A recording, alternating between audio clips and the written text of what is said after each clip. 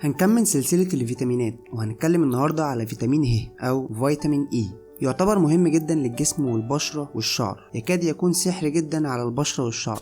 كمل الفيديو للآخر عشان تستفيد وتفيد أي حد تعرفه. اعمل لايك لو عجبتك الحلقة واشترك في القناة لو لسه ما اشتركتش، ويلا بينا نبدأ الحلقة.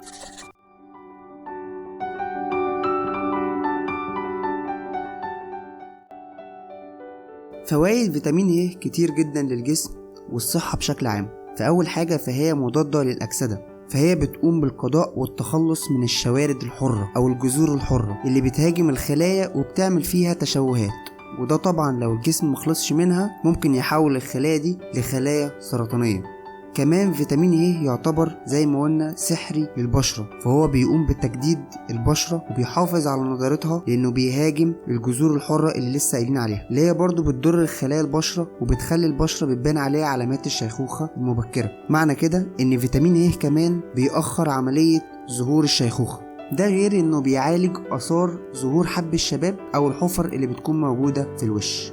تالت حاجة برضو يعتبر فيتامين ه سحري للشعر، زي ما قلنا برضو هو بيقضي على الجذور الحرة اللي هي بتأثر على البيئة المحيطة المدمرة للشعر، وبيساعد كمان على تجديد دورة جلد فروة الشعر، وبيرطبها وبيخلي الشعر يظهر بمظهر صحي وحيوي. ده طبعا عن طريق انك تحط زيت فيتامين ه على جلد الشعر على طول. رابع حاجة كمان فيتامين ه مفيد جدا للدورة الشهرية عند البنات، فهو بيقلل من ألم الدورة وبيساعد على تخفيف شدة النزيف، ده غير انه بيقلل من أعراض تغير المزاج اللي بيكون مصاحب للفترة دي. خامس حاجة فيتامين ه بيساعد على تخفيف وعلاج الهالات السوداء اللي بتكون حوالين العين، لأنه بيقضي على الجذور الحرة زي ما لسه قايلين برضو، وكمان بيحمي من الملوثات الجو من الأشعة الفوق بنفسجية الضارة، ودي أصلا من العوامل اللي بتسبب هالات سوداء حوالين العين. سادس حاجة من فوائد فيتامين ه انه مهم جدا للرجال اللي بتعاني ضعف جنسي او خصوبة، فاثبتت ان 90% من الرجال اللي بيعانوا من العقم من اسبابه انخفاض عدد الحيوانات المنوية وقلة حركتها او تغير شكلها. ففيتامين ه فعال جدا لزيادة الخصوبة، وده لانه يعتبر من المضاد للأكسدة اللي بيحمي الحيوانات المنوية من الجذور الحرة او الشوارد الحرة اللي هي بتسبب في تدمير الحيوانات المنوية وتشوهها. فزي ما احنا شايفين ان معظم فوائد او كل فوائد فيتامين ه بتبقى الفايدة بتاعته جاية ان هو بيقضي على الشوارد الحرة اللي هي بتدمر الخلايا في الجسم كله، سواء من شعر او وش او حتى الخصوبة عند الرجال. هنلاقي مصادر فيتامين ه كتير في معظم أكلنا، زي زيوت الخضروات والخضار نفسه، كمان موجود في اللبن والبيض. وحط في دماغك زي ما قلنا في فيديوهات قبل كده إن أي فيتامين هتلاقي البيض مصدر منه، ما عدا طبعا فيتامين سي. فيتامين ه كمان موجود في الفواكه زي المانجا والافوكادو والكيوي، والحبوب الكاملة زي الفول، وكمان موجود في المكسرات زي اللوز وزيت بذرة القمح. ده غير طبعا المكملات الغذائية اللي موجودة في الصيدليات واللي بناخدها لما يكون عندنا نقص في الفيتامين ده او مش قادرين نجيبه من اكل طبيعي، وده طبعا على حسب استشارة الدكتور.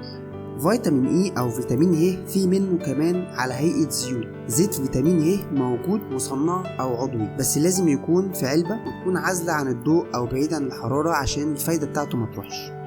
طب هي ايه الفوائد بتاعته؟ اول حاجة فهو بيخفف من الهالات السوداء طبعا زي ما عرفت، وبيمنع ظهور تقدم البشرة اللي بيسببها التلوث اللي موجود في الجو، وكمان مرطب عام للبشرة، وبيعالج من الحروق اللي بتسببها الشمس، وبيقوي الأظافر وبيقلل من تكسيرها، وكمان بيقوي الشعر وبيقلل التشابك وبيزود كثافته ولمعانه، وبيخفف من الندبات أو العلامات اللي بتكون موجودة بعد العمليات أو الجروح. ده الزيت. في منه كمان كريم بنفس الفوائد، بس عملوا منه كريم عشان يتحط بسهولة على الجلد. كمان في كبسولات فيتامين اي، وبينصح ان هي تتاخد مع وجبة دهنية عشان يبقى مش سهل امتصاصها، وكمان ممكن نفتح الكبسولة ونحط الزيت اللي فيها على الجلد على طول او المنطقة اللي فيها مشكلة او اللي احنا عايزين نعالجها، ولو المنطقة دي الوش يفضل استخدام القطن مع الزيت. الجرعة اليومية الموصى بيها الفيتامين اي على حسب السن. الأطفال الرضع اللي بتكون من سن يوم ل6 شهور فهم بياخدوا 4 ملي جرام، والأطفال من 7 شهور ل12 شهر بياخدوا 5 ملي جرام، ومن عمر سنة ل3 سنين بياخدوا 6 ملي جرام، وهكذا كل ما تكبر. النساء والرجال البالغين بياخدوا 15 ملي جرام، وكمان لو النساء حامل أو مرضعات برضو بياخدوا 15 مللي جرام.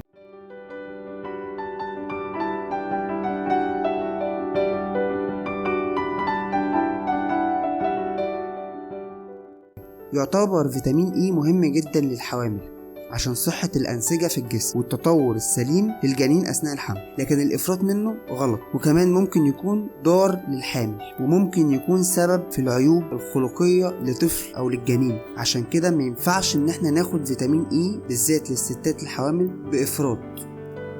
طبعا احنا بناخد الجرعة الموصى بيها بالذات للحوامل عن طريق استشارة الدكتور.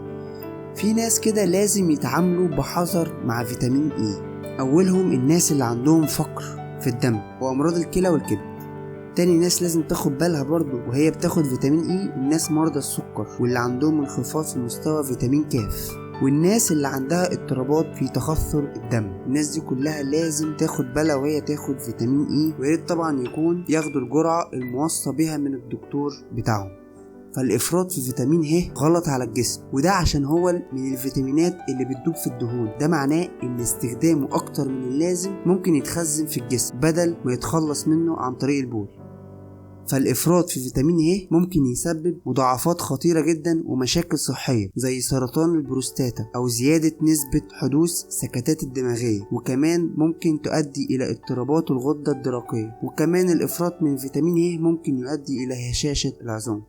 أكيد طبعا مستغرب إزاي فيتامين ممكن يسبب كل ده. طبيعي، لأن أي حاجة بتتاخد زيادة عن اللزوم فأنت كده مش بتاخد الفايدة منها، لأ ده أنت بتضر نفسك. ده أكبر دليل إنك حتى لو استخدمت فيتامين أكتر من اللازم فأنت هتضر جسمك مش هتفيده. الخلاصة: فيتامين ه مهم جدا للجسم ويعتبر فوائده سحرية على البشرة والشعر، فهو بيقضي على الشوارد الحرة اللي هي بتضر الجسم كله وبتعمل التهابات في الوش وبتدمر الخلايا. فبالتالي فيتامين ه بتاخد كل الفوائد اللي الشوارد الحرة بتدمرها في الجسم زي نضارة البشرة والشعر والخصوبة عند الرجال. بس الإفراط في فيتامين ه بيؤدي لخطر كبير جدا للجسم، بالذات إنه من الفيتامينات اللي بتدوب في الدهون، فبالتالي الكترة منه بتفضل في الجسم وما بتنزلش مع البول، وده خطر جدا على الجسم. بس كده، لو عجبتك الحلقة اخبط اللايك واشترك في القناة لو لسه ما اشتركتش، ودمتم في رعاية الله.